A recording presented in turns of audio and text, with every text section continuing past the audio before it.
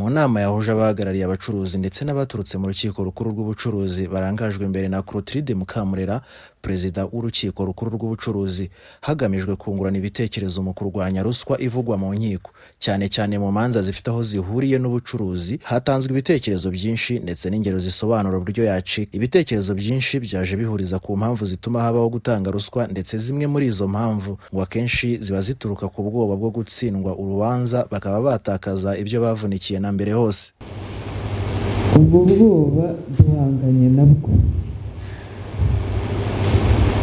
kubera ko tubona ibyinshi bishora abantu muri ruswa ari ubwo bwoba.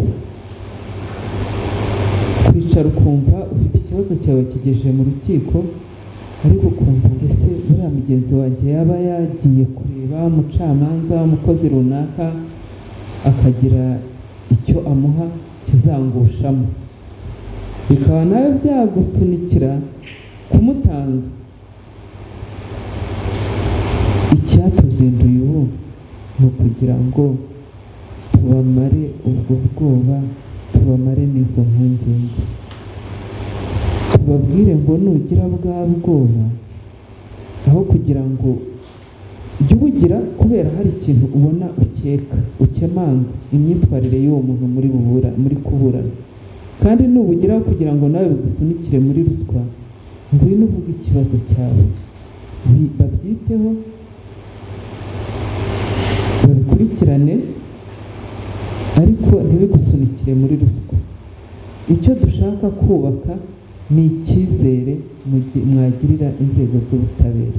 Cya cyizere muzakigira ari uko mubasha kuganira. Nimubyihererana bizaguma nyine bibe muri ubwo buryo. Wihererane ikibazo, ugire bwa bwoba, nawe ushake icyo wakora. Kandi n'impamvu tuvuga ngo mu myitwarire mugira, hari ubwo umuntu nawe agenda akagira icyo kibazo akavuga ati se uriya muntu arakomeye, cyangwa se hari n'ureba akavuga ngo arakomeye gusa ngo buriya bazamwubaha. Ntabwo imanza zicibwa ku cyubahiro cy'abantu, zicibwa ku bw'amategeko n'icyo ateganya.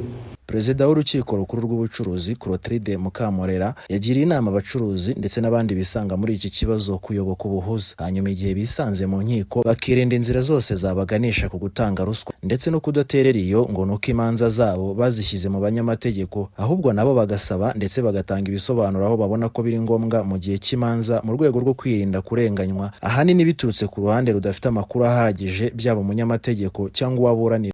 Njya ntungurwa no kubona umuntu afite ikibazo azi amateka yacyo akagishyira mu maboko y'undi muntu uzi amategeko gusa. Amategeko ni ngombwa, ariko wowe nyiri ikibazo ahantu ubona ko ukwiye kukisobanurira,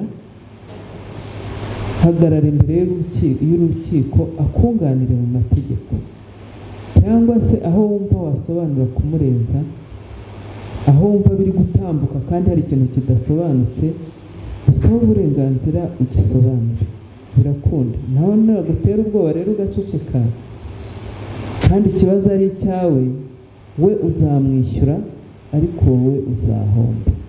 Kamayirese Jean d'Amour ni umuyobozi mukuru wa Rwanda Leather Association, n'umwe mu bitabiriye inama ndetse bakanagaragaza ko bishimiye imyanzuro y'iyi nama, ndetse akanasaba ko hashyirwaho umwanya wo kwigisha abatazi amategeko ngo batajya bisanga mu mitego nk'iyo yo gutanga ruswa igihe byateguwe n'abanyamategeko cyangwa n'undi wese ufite aho ahuriye n'imyanzuro yava ku icibwa ry'urubanza.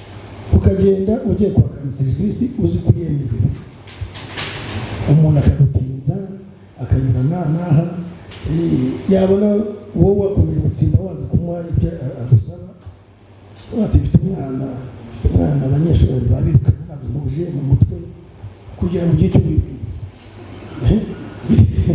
Ugire icyo wibwiriza, ibyo ni ibintu bibaho, nawe ugatangira ati se nta kundi. Hari n'ubwo rwose ugatsinda ukavuga ati nta kundi wihangane n'iki, ajya ugenda ugasanga kureba n'iki, ugakomeza muri izo nzira. We Presidenti turabasaba yuko wenda mwaza guteganyiriza amahugurwa rwose, mukatubwira ku mategeko, ntayo tuzi abenshi, mukatubwira ku mategeko, aho nomero y'ibyo tugomba gukoresha mu gihe twabona izo mbogamizi, ariko naho tugiye kumva akanunu ku mategeko n'abahagarariye amasosiyasiyo n'abandi bagenzi bacu. Murakoze cyane. Ubuhamya bwatanzwe bwabaye urugero rwiza rusobanura uburyo ruswa itangwa mu banyamategeko bashinzwe gukemura no gufasha mu manza, ndetse rimwe na rimwe bikarangira ufite ukuri ari we utsinzwe. Nshimiyimana Daniel ni umuyobozi mukuru wa Rwanda Tailors Association, aratanga ubuhamya ku byamubayeho igihe nawe yari yisanze mu nkiko kubera kutumvikana n'uwavuga ko yamuhemukiye. Nyakurenganya akora uko ashoboye kose akarwana no gutegura ibimenyetso. Ibyo ndabivuga wenda nanjye naba ubuhamya bw'ibyambayeho njyewe, ntabwo ari undi. Aho nihereye umuntu amafaranga turanandikirana, angujije nta n'inyungu nari namusaba, ariko igihe kigeze aho kunyishyura atangira kunderera, ngerageza kumwegera, biza kurangira angize umusazi, kandi impapuro zihari, afite kopi nanjye mfite kopi, twese twarandikirana. Byaje kurangira kubera amarangamutima nari mfite yuko mfite ukuri, nabwo rero ngiye kukurega, ariko mwumva ko wenda niyumva ko ngiye kumurega ari bubitinye, ntago yabitinye, nabwo tuzandege nzarubura. Byarangiye nshatse avoka ndamurega, nawe ashaka avoka turaburana, ariko byaje kugera mu rukiko, avoka wanjye arambwira ati rero hano hakora ingingo z'amategeko, biza kurangira ariko nanga kwivanga mu ngingo z'amategeko kuko ntiza amategeko, ariko byaragiye nsinzwe.